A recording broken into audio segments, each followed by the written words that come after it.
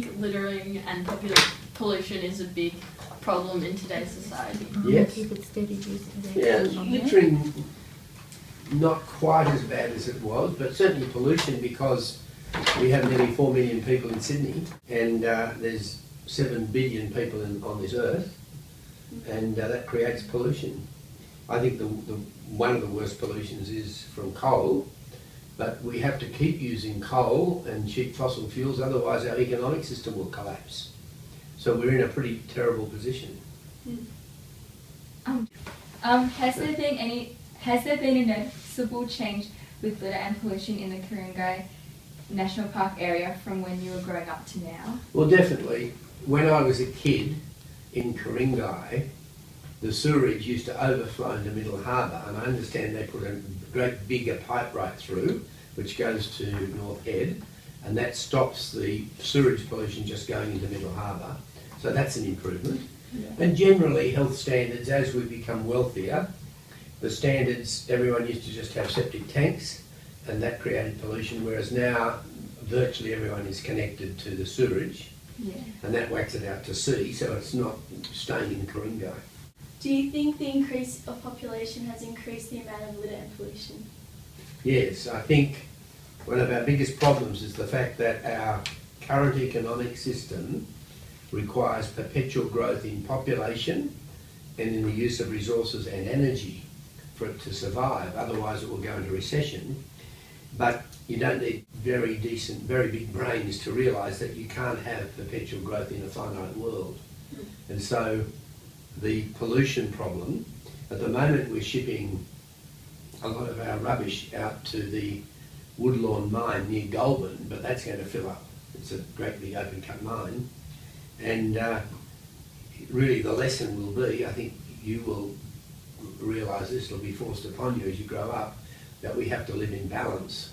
Just about everything in nature lives in balance. At the present time, we use about 1.5 times our resources, the Earth's resources, that we replace every year. And we need to get it so we just use the Earth's resources that we replace in a given year. So yes, generally getting worse.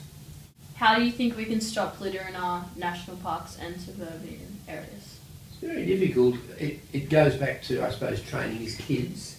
I'm presently quite pleased with Ku-ring-gai Chase National Park. It's interesting, I wrote a letter when I was about your age. The first letter I ever wrote to a newspaper was about the pollution in Ku-ring-gai Chase, and I organised a clean-up. Whereas now you drive through Ku-ring-gai Chase and it is a lot cleaner. So in that case, there are higher standards. They've stopped, everyone used to be able to just pull off the road and have a picnic. And now they've put dirty great big rocks, and you can only have the picnic where there are the rubbish bins. Yeah. So it is cleaner that way. But the opposing thing is, as we get more and more people, the plan is to go from roughly about 4 million in Sydney to 8 million. And 8 million are going to generate twice as much pollution. As a teenager, what are some of the actions we could take to help the problem to decrease? The best thing you could do is start asking older people like me, why are we wrecking the world for you? Because we've got an economic system which is not sustainable. And why doesn't anyone talk about the fact that we have to live in balance? Yeah. And just about everything in nature lives in balance, other than perhaps locusts. And their form of balance is they breed in billions and they die of starvation in billions. But no, what you can do is start communicating the fact that we have to live in balance. I've got a Wilberforce Award. If you look on the web under Wilberforce Award, it's $1 million to go to a young person. You could any of you could win it. You just have to become famous in communicating. Famous in the world, by the way, not just in Ku-ring-gai. Famous in the world in communicating. We can't always have growth. Bindi Irwin's about the closest to winning it at the moment. But whenever she doubts growth or huge population growth, the reporters just talk over her, as if she's only a young girl, she wouldn't know anything. But she actually knows more than many of these reporters who are pretty dopey. Don't put that on. Do you think it's concerning that in Wahroonga 61% of the litter is cigarette butts? It is incredibly concerning because cigarette smokers are normally incredibly dopey people to start with. I mean, you have to be pretty stupid to if you use a cigarette precisely in the way that it's designed to be used, it will kill you. Yeah. See, most things, if you drink alcohol responsibly, you're likely to live. If you ride a motorbike carefully, you're very likely to live. But if you smoke, you're going to die. So I suppose if you're that stupid, you may as well be stupid enough and put your cigarette butts onto the pavement and onto the ground. And most, cigarette smokers, they get addicted, and then I suppose they'll say it's not their fault. Yeah. Was litter like a major problem when you were growing up? No, it wasn't. It wasn't a major problem, but there was, certainly in Ku-ring-gai Chase National Park, there was more litter around. I think that's got cleaner. But on the negative side, we've got so many more people and we have to generate enormous litter because that's the only way we keep people employed. See, people say, why is there so much packaging on everything? Because that's to keep people employed. About half the stuff, if you go into a typical shopping centre, about half the stuff there is not necessary. Which some of it's the packaging, some of it's the fancy handbags everyone has to have and so forth. But if you made that more efficient, you would end up with a huge recession, economic recession. Because our present system is so stupid, it has to have enormous waste to keep people employed. We actually need to reduce working hours quite a large amount and then not produce as much waste. And also, of course, there's now standards where the waste is more recyclable, and so that's better, I suppose. Yeah. How has people's attitude changed over the years? Well, I think one of the changes has been Ian Kiernan in Clean Up Australia. He's certainly given that message out because people go out once a year and they start cleaning up this stuff.